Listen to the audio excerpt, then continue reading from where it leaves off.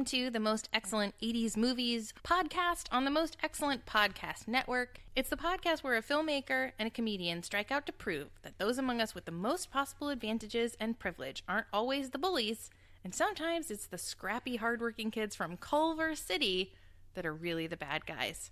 And of course, it's always a good idea to look back on our favorite movies of the 80s with 2018 eyes. Or to put it more simply, it's the podcast where a filmmaker and comedian settle in because it's cookie time, it's cookie time, it's cookie time. This is episode 19, True Beverly Hills, a movie selection from 1989. Phyllis Neffler's life was a symphony of spending. This one. Out. I'll take the rest. I started my new meaningful life today, and I bought a whole new meaningful wardrobe to go with it. Until her husband stopped the music. You never give me an ounce of credit for anything I do. That's because you never do anything. Well, then I guess I'm going to do something right now. Approve. Mom's gonna be our new troop leader. Who are you?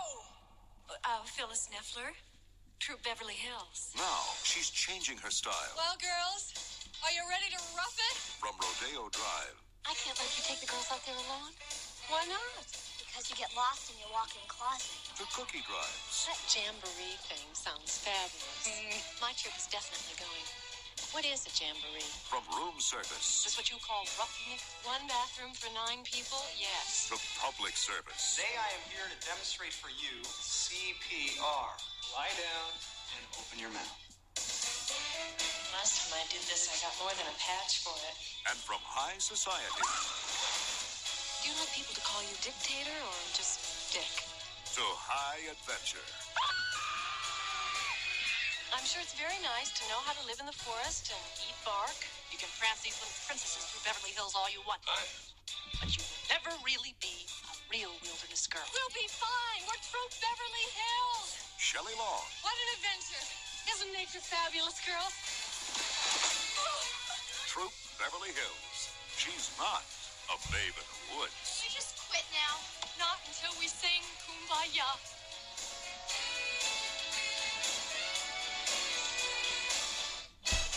I am comedian Krissy Lenz, director of National Comedy Theater, and that's the TARDIS.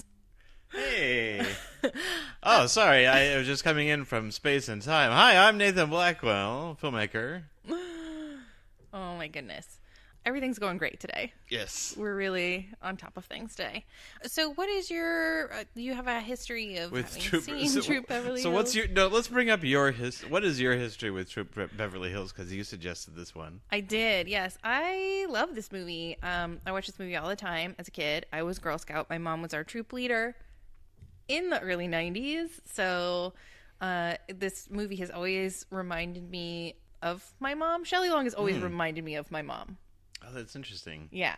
So this movie just kind of makes me think of her, not because she's exactly like the Shelley Long character, but because like she definitely wanted to be, you know, on the fancier side of the fence as those things were concerned, and absolutely had that hair 100% through the late 2000s. So yes, this is a very dear movie to me in my heart. So I had never seen this movie. No. This is your first time? It was my first time. So are you've never seen that double feature has become a trilogy? Inadvertently. Yes.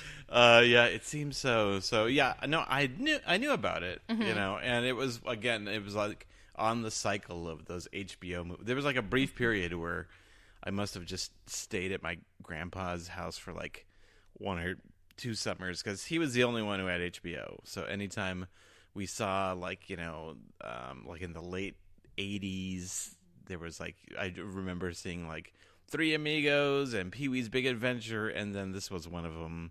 And then, of course, HBO stands for Hey Beastmaster's on. And so this was one of those, I definitely knew about it, but in the last, I guess, 30 years, 29 years, it just didn't cross my path much since.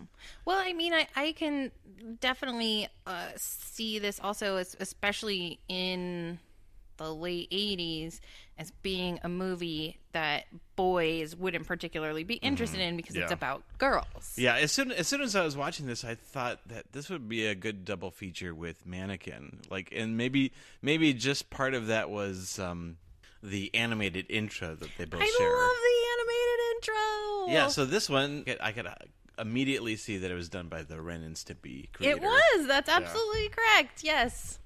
I just love 80s movies that have animated intros. Right. I can't get enough of it. Yeah. So if you're looking for a double feature, I like Mannequin and Troop Beverly Hills. They're definitely different, but they're definitely in the same kind of girl positive, almost like Cyndi Lauper, girls want to have fun kind of thing, to where it's, and then there's definitely like a very strong quirky fashion fun to them as well. Not just like, oh, they're wearing great things, but they're shopping and or making clothes, and that's a part of the fun. It's about the clothes, yeah.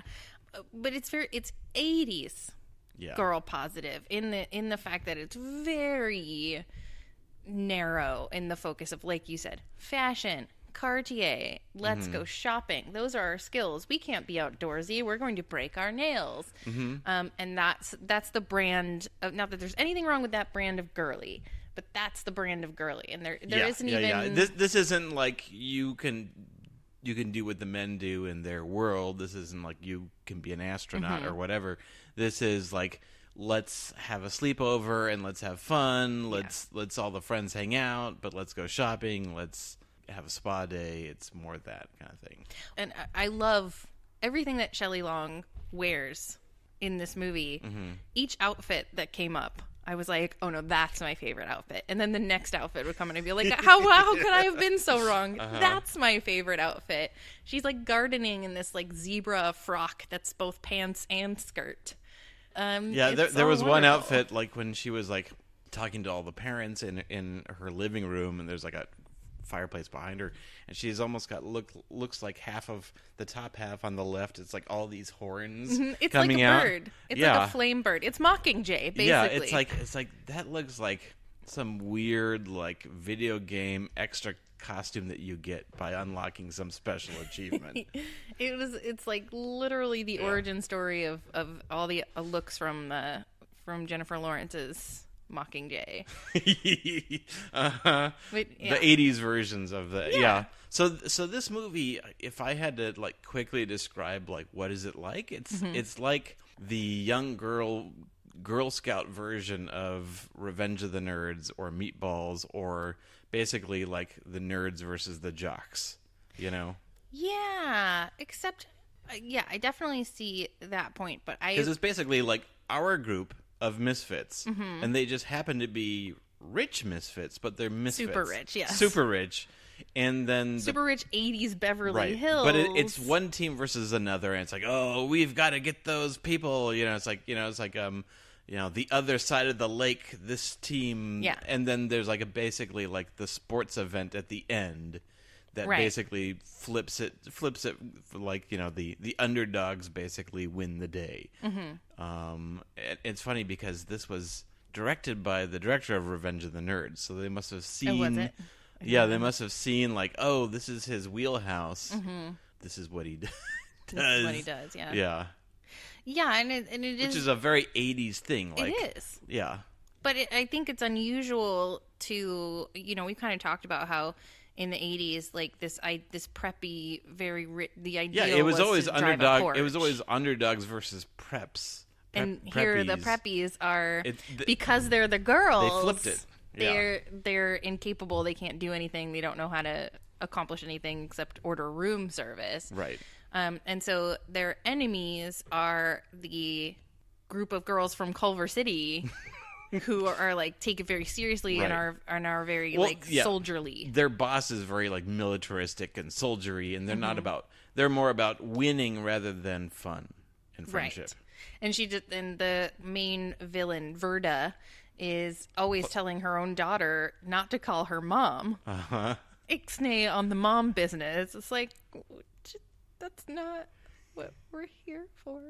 But it's like the classic moment that you get in every single one of these movies is, I wrote it down, this line: what is that noise? And then suddenly our team comes in. So it's always kind of like the bad guys, they've got their control. It's like, no, this is how our camp is run. This is how our Girl Scout thing is run. And suddenly they hear something and they're like, what is that noise? And then like a van of our heroes, or in this case, like a limo of our heroes shows up.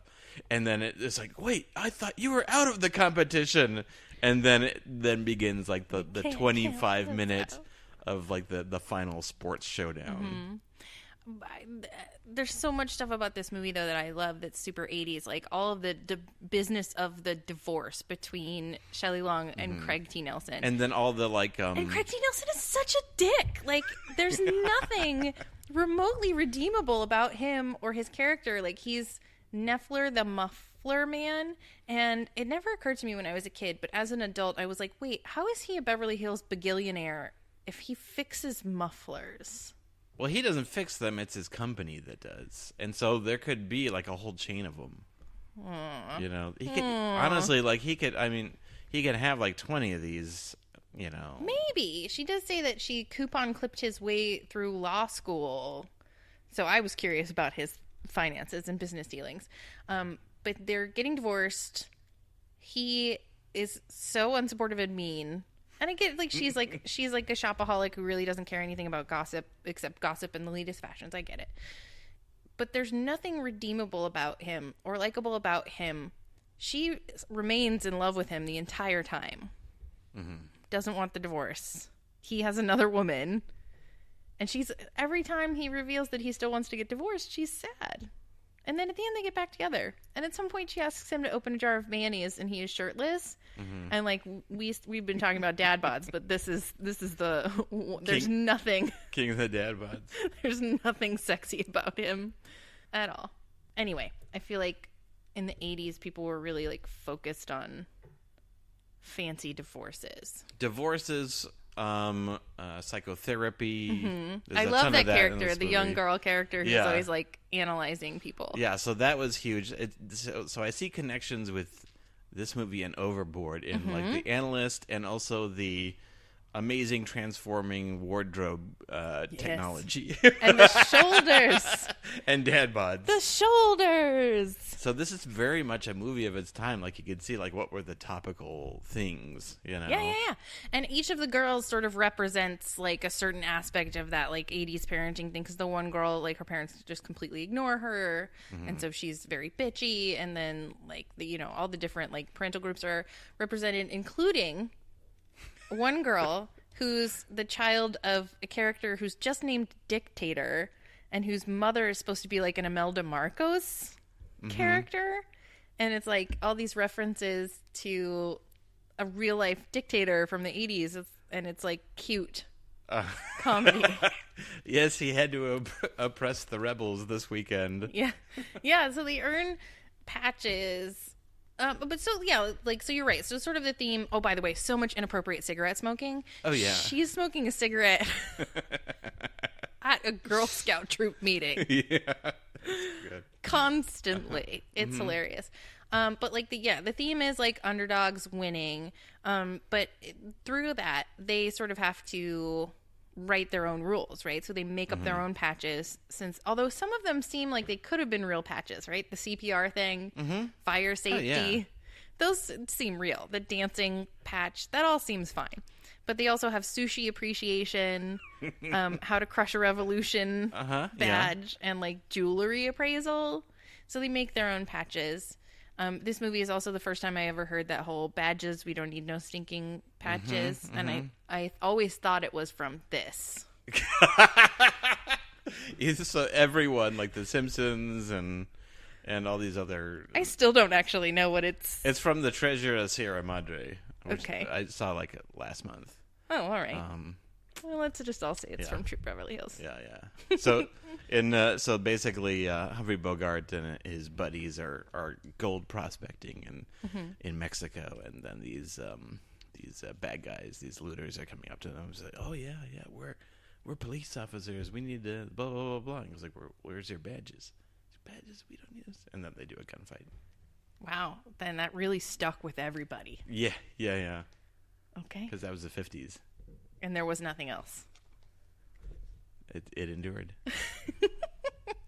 But I really like their scrappiness, and the other wilderness girls are so unsupportive. Like, they go to show their wilderness craft, and they've made a backpack that can contain your entire wardrobe. Mm-hmm. When you lift the flap and pop the snap, your whole wardrobe comes out. I think that's pretty great. And the entire room full of people laughs in their faces for being from Beverly Hills, and that's just allowed. And the whole premise is that they want to, the lady who's against them just hates them for no reason. Right. Don't you think she could have had some kind of backstory about why she hates these? Her character was so broad, and then her performance was so broad, too. She, this is Betty Thomas, who ended up being a director, so she gave up acting. Well, where do you go once you've reached the top? Yeah, exactly. It was super hammy, the character and the whole presentation. There just wasn't. She just hates them because reason. It was super broad. Yeah, that was she's the broadest character in the movie. You know, right? Like Shelley Long, like she really nails it. She rides this great line of both being stuck up but yet fun, which is hard because usually you hate that character, that stuck-up character. In Overboard, you hate that character. Yeah, absolutely. She's the same, but likable. They're literally like the inverse characters. Right. You know, like they both could have the same house, the same possessions, the same wardrobe, but, you know, with the Shelley Long character, she's bright and loves everyone. Like, you know, everyone top to bottom, like, oh, you're my weird friend. Oh, my maid. Oh, like the hair salon person. Like, she's having fun with everyone, even though she still has these standards and she's doing ridiculous stuff. Yes, I love the moment where she tries on the Wilderness Girls uniform, and all the other girls are just like, oh no. She takes it into her tailor, and they have this great exchange. Where she's like, so if we were calling up a clip, this would be a clip we would have to call up, obviously, where she's like, what can you do? And he's like, you mean besides burn it? And she's just, oh, s'il vous plaît. Like, she's always speaking French, but it's like, it's cute. It's not horrible. And yeah, I mean, she just genuinely wants everybody to do well. She wants everyone to become their best version of themselves. And to have fun, but also, like, she's constantly smoking and drinking around these kids. Because that was fine in the 80s. And I really think that she is trying to, like, do what the goal of the Wilderness Girls is. So, like, they're talking about the cookie sales. And all the very rich parents. All the parents are equally rich, except for one girl has, like, sort of a deadbeat actor dad, who later they cast to be in a parody of The Godfather. Right. They're like, oh, look at this. He's the mob father. And they turn around, he's just dressed like The Godfather. Hey, thank you for giving me this role. And he's got his cheeks all stuffed with... Yeah, cotton. Yeah, what was that? That's all a Marlon Brando impression. Yeah, but what movie could they possibly have been... Like, it would have to be like the Scary Movie version of The Godfather. Oh, what they were shooting? Possibly, but that director, dad, didn't seem like he had any self-awareness or sense of humor. Yeah. Like, it was clearly just another broad character, you know, that was kind of like filling the part of what it's like. First of all, directors aren't really like that. Tell us, Nathan, what are they like?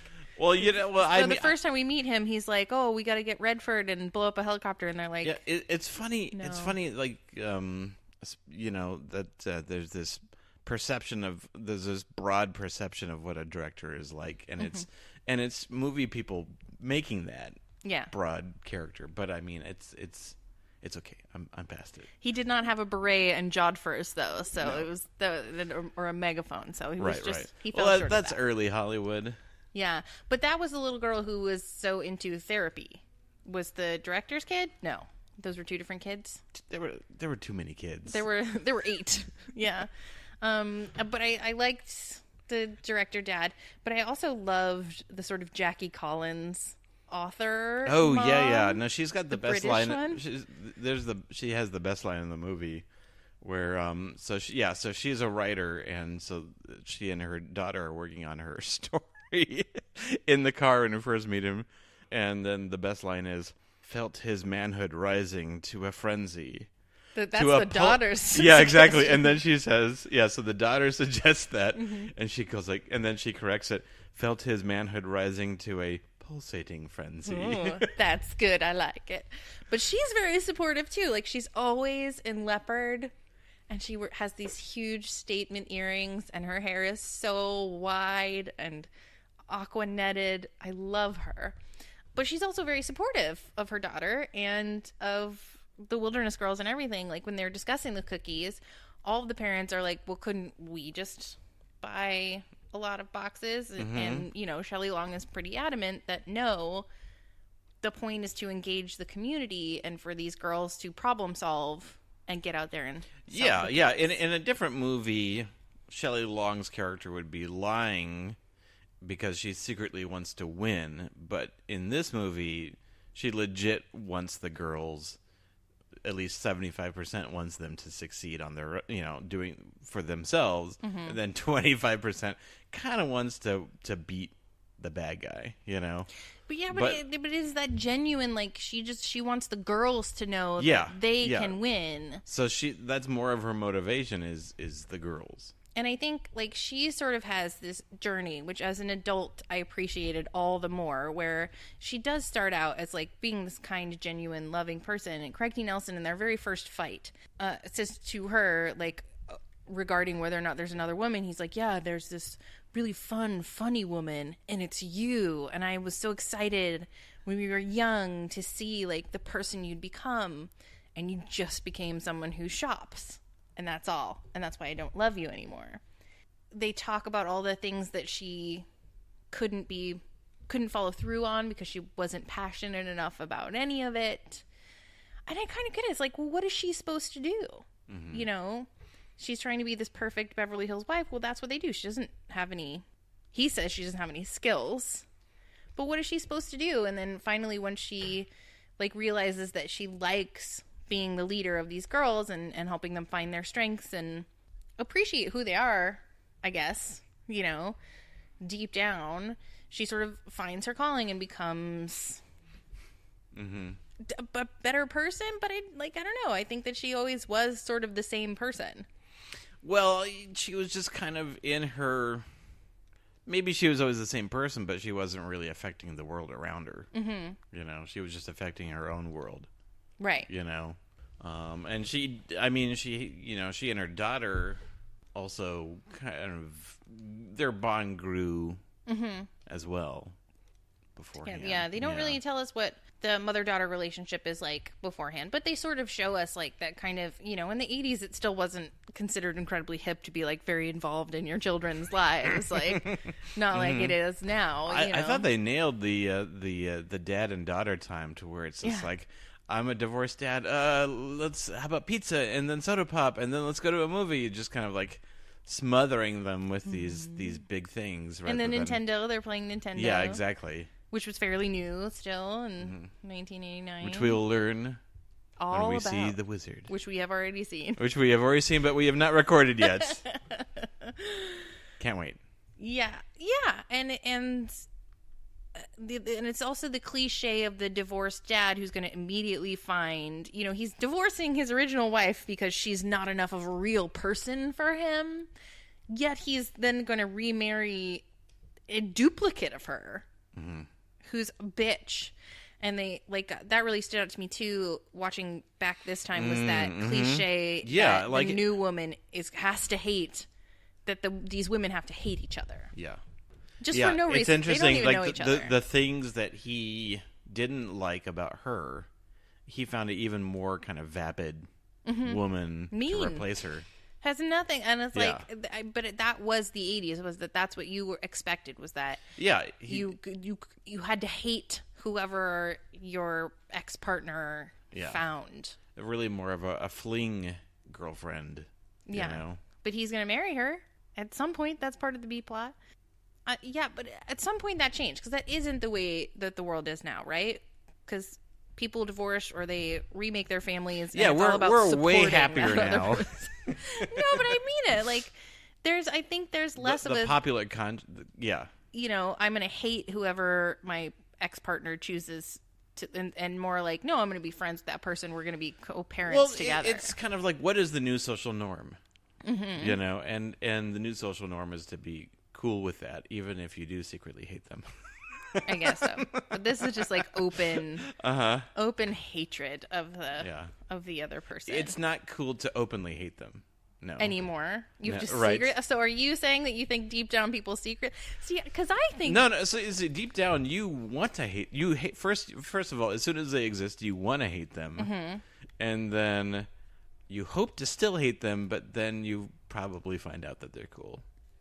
Yeah, but I just think, like, I don't know, maybe it's because divorce and remarriage is just so ubiquitous now, but, like, there's sort of the feeling of, like, yeah, no, we're all just going to be co-parents together, and the more adults who love my child, the Well, better. yeah, no, that's what them. it becomes, and that's the social norm.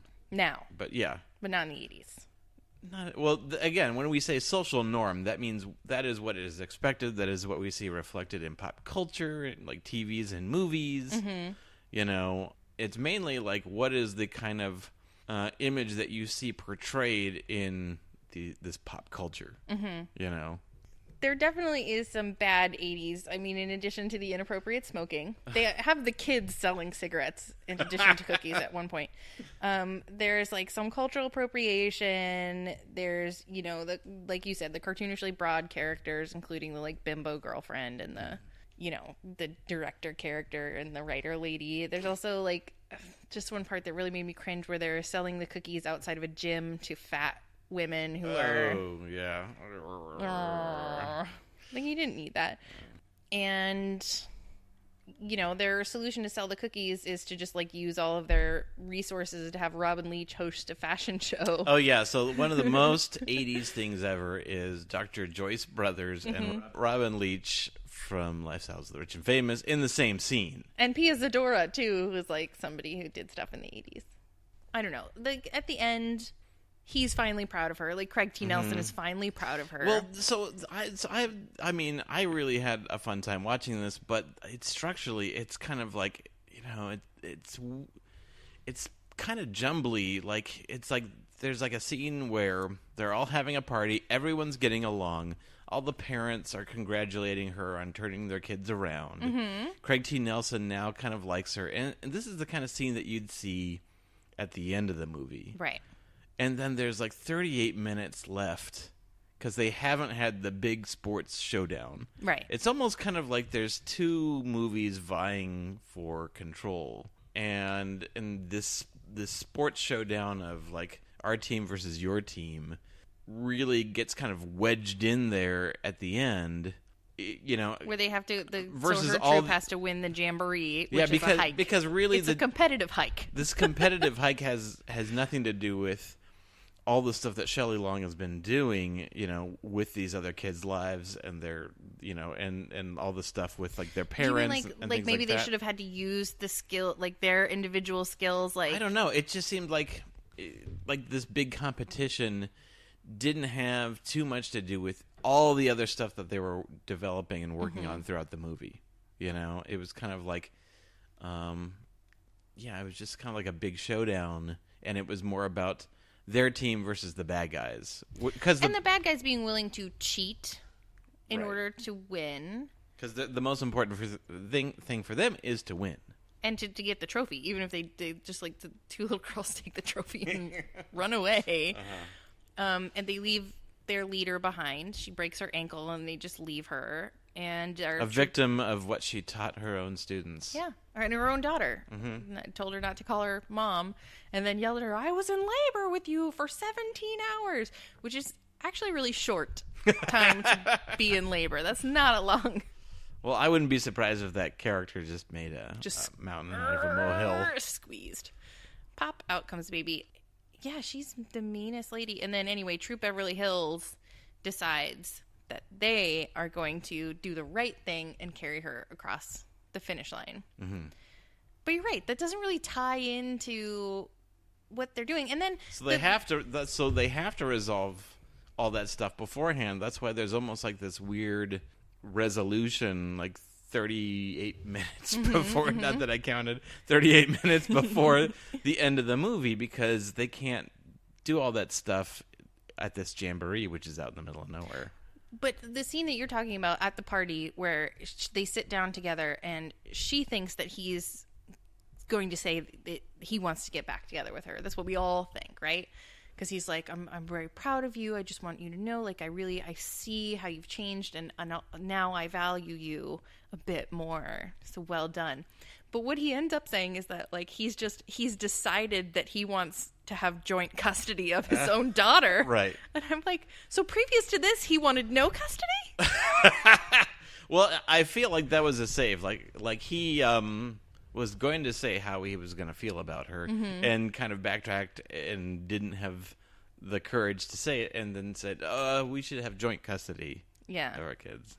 Well, and then all he has to do at the end to win her is show up at the freaking jamboree. That's how you dad in the 80s, man. It is, and it's so sad. But you know what? I didn't hate it, because what I thought was the big difference between her at the beginning and her at the end is that she suddenly sees her own value that she can bring into the world. And so it's okay with me that everyone's like, oh, now you have value, because she is like seeing it in herself now. Yeah. Not that it isn't still a little bit problematic, but I think it's fun. And I think that Shelley Long is a really underrated comedic actress. She's really funny, and her line deliveries are so subtle. And, like, I don't know if I would say the writing is really good, but, like, when they find the evil troop master down there, her whole speech, the girl's just like, we could leave her behind, left to her own devices, to be toyed with by lonely mountain men.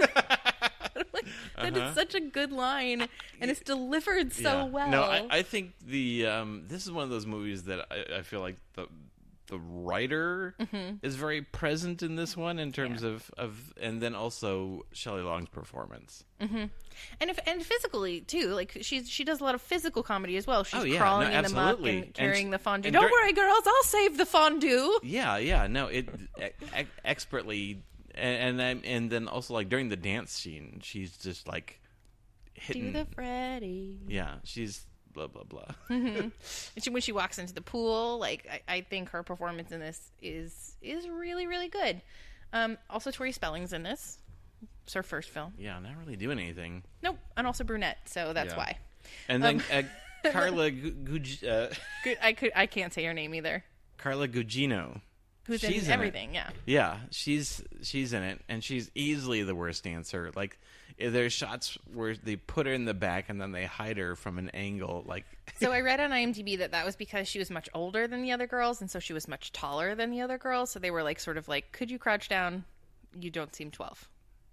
Could you just scooch down a little bit? Also, she was just a terrible dancer. And then the other thing that I thought was really funny was that in the climax where the evil Red Feathers have cut the rope bridge so that the Troop Beverly Hills can't get across, they walk across a log, and it's very scary and dangerous, and they have to overcome their fears. It's a gigantic fucking log. I think it's wider than the bridge. Anyway, that always bothered me as a kid. I'm like, what? You could walk two abreast across that log. You could cartwheel across the log. All right, so this was your first time seeing this movie. Do you recommend? Well, before we do that, like, could you see this movie as getting a modern update, and how do you think it would be changed? Oh, so remake? Well, remake, reboot, update. I don't know. That's weird. I don't think it works. Right. Yeah, I don't need. It's weird because this movie has a lot to do with the 80s perception of wealth and rich people in Beverly Hills. Yes. You know? And it's not that we think of it differently. It's just not in the pop culture anymore like it was then. You know? These stereotypes and cliches would have to be so much different. Yeah, it's almost kind of connected to the yuppies, you know? Exactly. Like, you'd almost have to do a hipster version. Well, that's what I was thinking. You know? And then I realized, so they sort of... Did you see that movie? There's a movie called Boss with Melissa McCarthy. Yeah, I did. I saw, actually, I saw an advanced preview of it, like 9 months before it came out. I did not like that movie. I recommend several changes. There are sort of shades of this in that. Yeah. Kind of. Yeah. So maybe that's what we'd get. Yeah.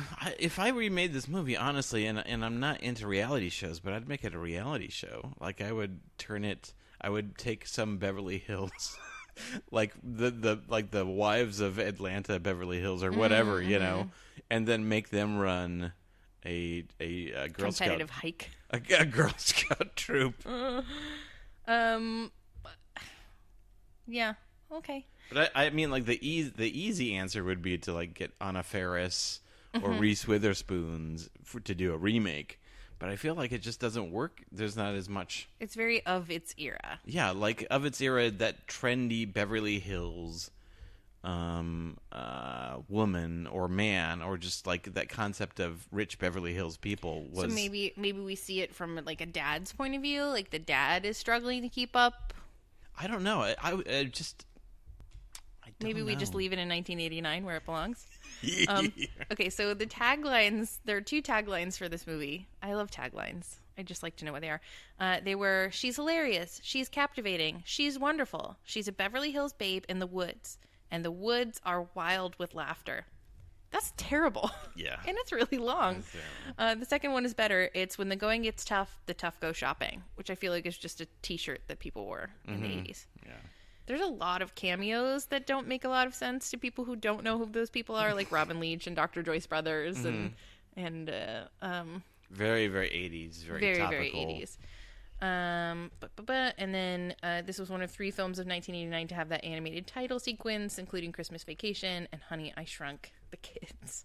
I love an animated 80s. So, 1989 box office. This came in number 91. Ooh. It did not do well. What were the top 3? Well, chances are it was number 63. So that was 30 up Wow. from Troop Beverly Hills. Wow. And the top 3 from 1989 are Batman, Indiana Jones and the Last Crusade, and Look Who's Talking. Okay. That makes sense. Honey, I Shrunk the Kids, Back to the Future 2, Ghostbusters 2. Wow. Yeah. Jeez Louise. And Bill and Ted's Excellent Adventure was number 32. So. Yeah, I feel like this was the age that I was a discerning film goer. Like like when you hit 13, you know, like there's sometimes when you're young, you like all movies. You don't realize some are bad. Yeah. And then as you start getting into adolescence, like 12, 13, then you realize some movies suck, and it's okay to not like them. It's not your fault. I'm talking to you, Ghostbusters 2. Well, Ghostbusters 2 did very well on Box Office Mojo. Yeah. I hear you. But I really liked this movie. And I don't know if I would say that it holds up in terms of like still being relevant and germane to our conversation, but I think it holds up in terms of being enjoyable and entertaining. My kids watched it with me when we watched it together, and then they have both wanted to watch it again since because something about it is it's fun. full of these great moments. I found like the watching of it kind of rocky. Just again, like some of the structural stuff that I was talking about, to where it's like it felt like there was some things that you would see in one kind of movie where is every, you know, like turning the town around to what you're doing, and now there's this new problem that you've got to have. Like I almost felt like the movie could have been over like at an hour, and then it was almost like a second movie took over and then started over. Like it was like almost, I kind of felt like this movie was 2 hour-long TV episodes of this show that are connected. I would watch a series that was Troop at Beverly Hills. Okay, that was just their ongoing. Every so watch week. the first half of the movie. That's episode 1. No. Yeah. But I would watch that. Even so, if we were talking about something that you could make today, make it set in the 80s. It's these 80s girls with their. I love. By the way, all of the like late 80s, early 90s tween hair. I'm into it. I love it. I'm all about a side pony. I wish let's bring that back. But I would totally watch a now show that's about a group of Beverly Hills wilderness girls in the 80s and the adventures that they have and their struggles with the red feathers. I would also watch an animated series of this. And I feel like that would be something people wanted to watch. Yeah. It's interesting. I think the writer was a TV writer. Probably. So, yeah. Yeah. So it's like if I had to venture a guess, and then this could just be. I mean, you never know. Honestly, like we talk about like, oh, I wish the writer had done this. You never know who's in charge of the story. Like it's like we were saying on Last Starfighter. Like the director can change stuff, but even the director is not the boss. Like the studio's the boss. If the director said like, oh, I want to have like a big competition at the end, then that's what happens. But then if the studio says, oh, we want to change all these characters, then that's what happens. Yeah. And so to blame the writer, it's tough to say. But it like the TV thing, like I think the writer of this movie did like Remington Steele, and then there was some other, like, what was it, Designing Women? I love Designing Women. But so it's like, so I would believe the moments that, feel snappy, but I wouldn't be surprised if she just wasn't, like, movie structure wasn't her forte. Like, it was more like episodic, moment-to-moment stuff. She got stuck and then was like, well, shit, what do I do? It's 1989. We're going to have a sports contest at the end. Or what, my guess is that, it has to do with the director somehow, like them getting Revenge of the Nerds director, like this is his forte. Like maybe it was in the original script, or maybe he wanted to add this in. I don't know, but it definitely feels like the structure of the movie feels not quite movie-ish. Yeah. More TV-ish. I hear you 100%. I completely agree with that. But did you like it? How many pots of fondue? Out of 10 pots of fondue. How many throbbing manhoods? How many? do I go in frenzy? A pulsating frenzy. How many statement earrings? How many large shouldered gowns? 6, I'd say. 6? Yeah. The moments you don't love movies that are for girls, as you see it. I would like to say that I think Mannequin was a good time. I enjoyed that probably more than this, and again, not for the moment to moment, but not for enough hang gliding. Not enough hang gliding for sure. That was a 0.5 add-on for Mannequin. No, just for the overall watching experience. Like the moment to moments were really fun, but for the overall experience, I found it just a little tough to get through. Okay, I give it an 8. Because I think that it's super fun, definitely rewatchable, and like even I think most people, if they were seeing it for the first time, would be like, "This is really fun. We should have a screening of this someplace, right?" And we're disagreeing again. We're losing it, getting farther and farther away. We'll never be friends again. So on the next episode, okay, so. What is your deep cut recommendation? Why don't you go first? Okay, so my deep cut recommendation is a movie called Hello Again, which also stars Shelley Long. And it's also from the 80s. And what happens in it is that she dies and comes back. Like, not quite as a ghost and not really a zombie, but she comes back from the dead. And everybody's like, wait, what? And she, of course, like, uncovers a mystery. And it's really, really great. Like, I'll post the trailer and stuff. But Hello Again, starring Shelley Long, is my deep cut recommendation. Okay, cool. Back from the Dead.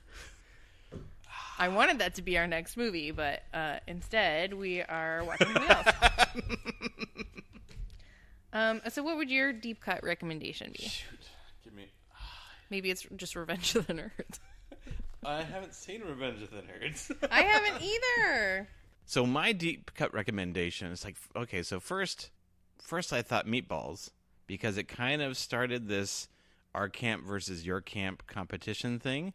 And now I can't remember if I've recommended it before, if I recommended it on Airplane. And honestly, I can't recommend it twice. I mean, I liked the movie.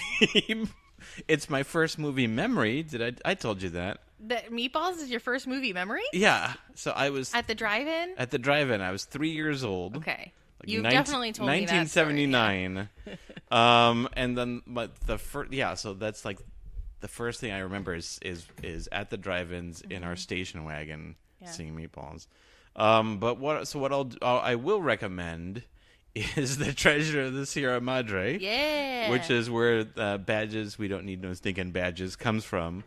John Huston movie with Humphrey Bogart. They did a number of movies like Key Largo. But just bone up on your movie history. Learn where these references come from. But it's legitimately a solid movie. It's really about greed and desperation.